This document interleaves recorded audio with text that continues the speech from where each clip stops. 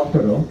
So ಈ ಒಂದು ವಿಷಯದಲ್ಲಿ, ನೇಚರ್ ವಿಷಯದಲ್ಲಿ ಕೆಲವೊಂದು ಸಿಮಿಲಾರಿಟೀಸ್ ನಾನು ಹೇಳಬೇಕು ಅಂತ ಇಷ್ಟಪಡ್ತೀನಿ. ಸೊ ನಮ್ಮ ಬ್ಯಾಂಗ್ಳೂರಲ್ಲಿ ಇವತ್ತು ಇರೋದು lung space the biggest best place ಬಂದು ಇದು.